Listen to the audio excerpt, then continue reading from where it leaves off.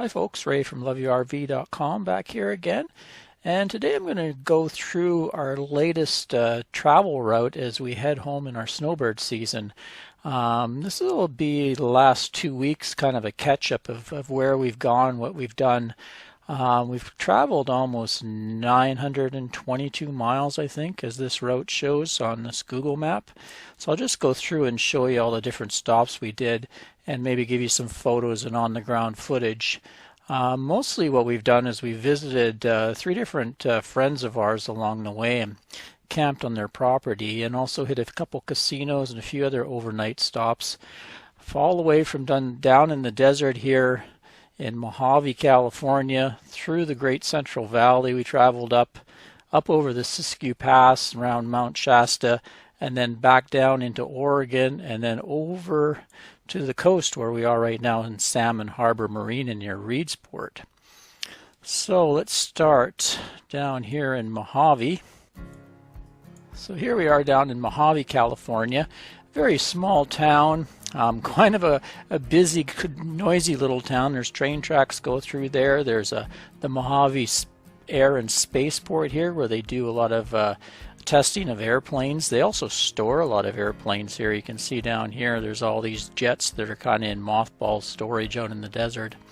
Anyway, we have some good friends that live there, and we like to stop off and visit them, and my friend has hookups in his driveway and everything, so we usually stop there for a visit. While we were there this time, as you've seen in a previous video, we took a trip down south a bit, just near Lancaster, California, at Antelope Valley. Let's see if we can find it here, like Antelope Valley, California Poppy Reserve, and that's where we saw the amazing wildflower display of the poppies that I showed in a previous video. So after Mojave, we cruised up, and our next stop was at this Tachi Palace Hotel and Casino. It's a nice 3 or 4 hour drive for us, and it gives us a place for free overnighting right in the valley, because we're headed towards Hollister, California, and we want to split up the trip rather than drive 6 hours. This kind of is a nice little overnight stop. So that's at the Tachi Palace Casino, kind of in the middle of nowhere, but you can go in there, and in the back parking lot here by the fuel stop here, there's a bunch of places you can see. There's trucks in there and RVs and stuff. So we pulled up there and went in. We actually went in and had dinner, met some other people that I know, other RVers. They came in and we went in for dinner, had a nice dinner. So we overnighted there, and then we headed to Hollister, California, which in this shot we're looking towards the west coast from the valley down here.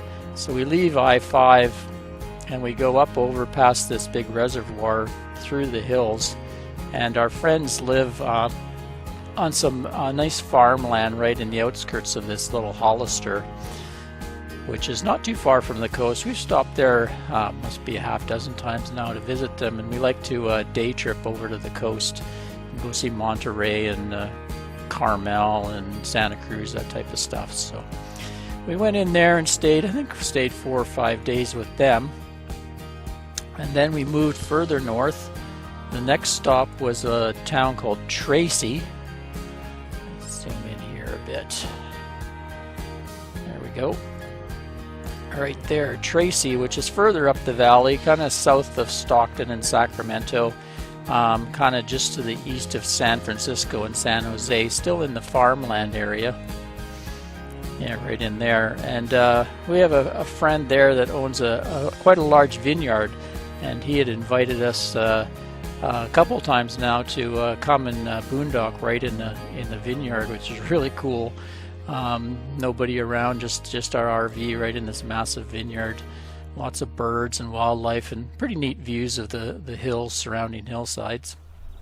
Well, it's April 15th, 2019, continuing our snowbird journey. I have about 2 more weeks to get back into BC. Kind of planning on getting back there around the 1st of May. So we're going to leave this beautiful spot in a friend's vineyard that we've been boondocking for about 4 days, just hanging out here. Today's kind of a crappy drive. Usually have to go through Stockton and Sacramento today, kind of the last of the big cities that we have to go through. So I'm just going to go right up the gut, take it right up I-5. That's the quickest way. Kind of go around 11 o'clock or so. Hopefully not too much traffic. And then on the other side of that, after that, we'll be going up the rest of the valley. Gonna head up over Mt Shasta this way in the Siskiyou Pass, but we need a stopover, so we're gonna go stop at a place called the Olive Pit in Corning. I've read they have free RV parking in the back of the olive pit, and I have to pick up some olives for my sister. She loves the beer olives there, so probably go in there and grab a case and maybe some other things. Maybe give you some footage of the overnight parking there too. Maybe some dash cam footage as we go through the Sacramento downtown. Anyway, stay tuned, just prepping the rig. We're just getting ready to pull out. After we visited there a few days, we continued up our next stop, going up the valley. This was a travel day where I have to go through Stockton and Sacramento. They can be kind of a pain, but I usually time it sort of in the mid to late morning, get through there. There's not too much traffic. Kind of goes right up the gut here. You can go around it, but it's I find it's quicker just to go right up I-5 and just go right through the city. Pick a center lane and go follow the trucks. So after we get through those two cities, one place that I stopped because our tanks needed to be dumped was this Happy Time RV Park. They offer they have a sign up there, welcome to RV Park. Have a free dump and fill if you like. We stayed there in the past. It's not a bad stopover park if you're going along Interstate 5. I think it's around $25 or $30 full hookups. It's near a big travel center here. But because they offer that free dump and fill, it's very convenient because our tanks are pretty full, and we're going to overnight at our next stop called the Olive Pit. Well, we made it through Stockton and Sacramento, no problem. Not much traffic today. Everything flowed pretty good, so that was good. Now we're just stopped to get some water and dump our tanks at this, it's called Happy Time RV Park. They give you, there's a sign that on the front. We stayed here a few times, but they give a free dump and a fill if you like. So that's kind of cool. And then we'll continue on up to Corning. Show you that. So we dumped there and kept going up Interstate 5. A lot of long, boring farmland. There it is up there. So the Olive Pit is an interesting establishment, famous for its olives, of course. It started off as a little kind of, I think in the history of it was a little hamburger stand or something. They started selling olives, and it's growing now. You go inside there and they have every type of olive you can imagine. They also have a beer tasting bar, of course an olive tasting bar, so you can go in there and get some free olives to taste. They also have a nice little cafe. We had breakfast. But in the back here you see this lot. We went in and they said we could park overnight back in here. So there's sites that are big enough for the RV. It's just pavement camping or overnight parking basically. We were able to put our slide out over and stayed there the night. Ended up spending about $150 in the olive store because my sister loves olives, so I'm taking her a case back. But we bought a few other bits and pieces for ourselves and had lunch, or no, breakfast before we left. So I'll just give you a quick look at the back parking lot area here at the Olive Pit. This is where we spent last night. Went in and asked, and they have no problem with the RV staying overnight. Then we went in and spent about $150 on stuff. Not the cheapest overnight. So they have some big spots here for RV parking. They get a lot of traffic, this place, especially in the summer. I've seen, last time we were here, I saw tour buses coming in. Well, we just fit in there, able to get our slide over one of the little medians there. Quite the noisy little spot though. There's a grocery store across the street, and one of the main corners in Corning is here where it comes off the interstate highway, so it was a little noisy, but I'm used to it. Just put in some earplugs. Anyway, not a bad stopover on the way north on Interstate 5. So next day, now we're going to go up into Oregon, going to go up past Shasta, Mt Shasta, and into Oregon. Hopefully make it to the Seven Feathers Casino, stop over there. So stay tuned, give you some footage along the way. So next up, we continue north. Now this is sort of a different trip for us. Usually what we do, we would have already headed towards the coast. I usually like to cut across to the coast over to Eureka and Crescent City, that sort of thing, and then up the Oregon coast from there. But in the winter, right here between Brookings and Gold Beach, they had some big landslides that wiped out the highway, large sections of the highway. So I wasn't sure if that was still blocked off or what the alternate routes were, and I didn't want to really face all the construction or possible more slides going on. And because we have the new truck that's really powerful, we decided to go right up over past Mt Shasta. You can see up here this white dot is the snow-covered cap of Mt Shasta, and over into Oregon across the Siskiyou Pass. So you're going up from the valley that's near sea level all the way up to 4,000 feet or something. So there's some pretty good grades that go up there along I-5.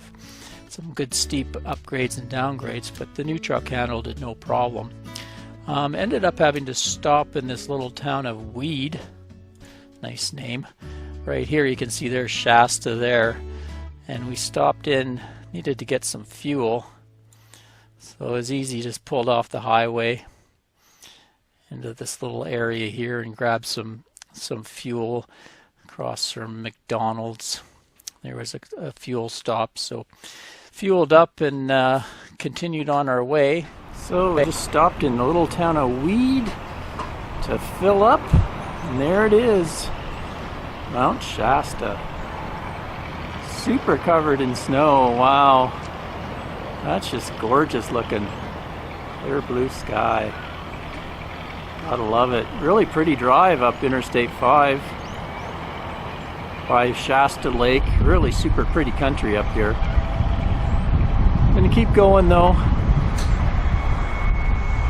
Got a nice weather window here.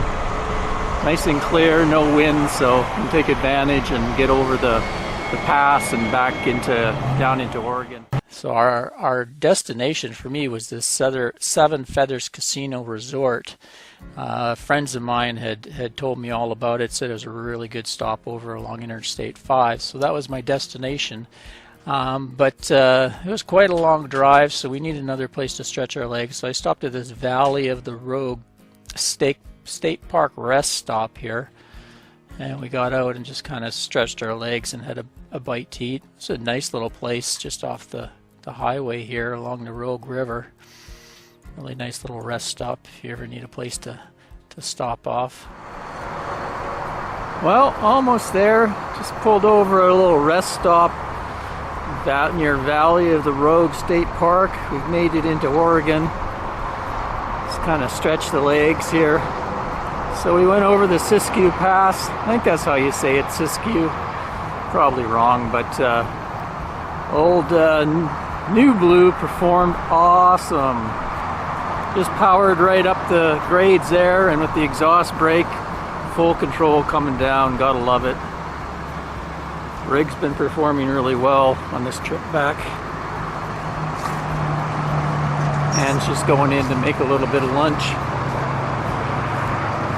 Take a break here. You can see Interstate 5 going right by here. But it's really pretty in this area.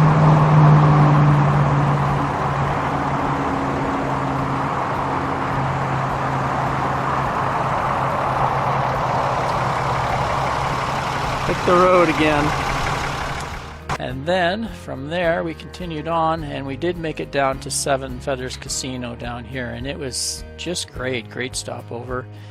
We went in off the interstate. There's a back parking lot. Some video footage for you of that. So last night we overnighted here at the Seven Feathers Casino, just along Interstate 5 as it goes through Oregon. Great place actually, really easy to get off of Interstate 5. See over here, they got a Burger King or whatever, but in the back there's a big fuel station, and they do have an RV park somewhere over there. I haven't looked at it or anything, but I just wanted to show you where the dry camping area is and where we spent the night. Just over here, I'm just in the upper parking lot. Give you kind of a view down to where we camped. There we are down there. Yeah, so they have this big dry camping area that you can camp for free. I think the sign says up to 5 days you can stay down there. Kind of pretty. We backed onto this field, the trees behind there. So last night we went into the casino, and we picked up the player's card. Since we're new members, we got to spin a little wheel, and I got $20 in free slot play, and Ann got 25. She kind of played hers away, but I was lucky enough to win 30 bucks, so I walked away with 30 bucks. So we went and had their buffet. They had a, what was it, $9.99 buffet. They seem to have different buffets all the time. A Chinese buffet and a seafood buffet, but really nice casino in there, and the food wasn't too bad, so that was good. So this is our first time staying here. I've been recommended by a number of snowbirds that told me this is a good stop off when you're coming through I-5 in Oregon. So I kind of overdrove Ann yesterday. It was a 5-hour day to get here. She's pretty tired. I like to drive a long way, but she likes about a 2 or 3 hour drive. Once she gets to 4 or 5, she gets a little tired. So we're going to stay here one more night, and then we're going to head over to the coast. So stay tuned.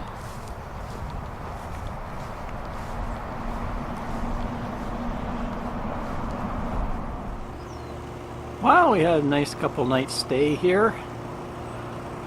Nice day today. We'll be up around high 60s today. No wind so far, so hopefully we're going to have a good trip over to the coast. Beautiful spot, actually.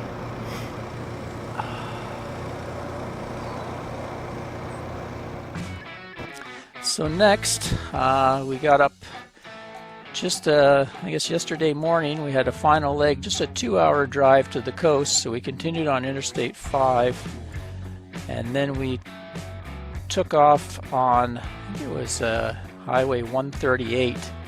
Yeah, that goes right here over to Elkton.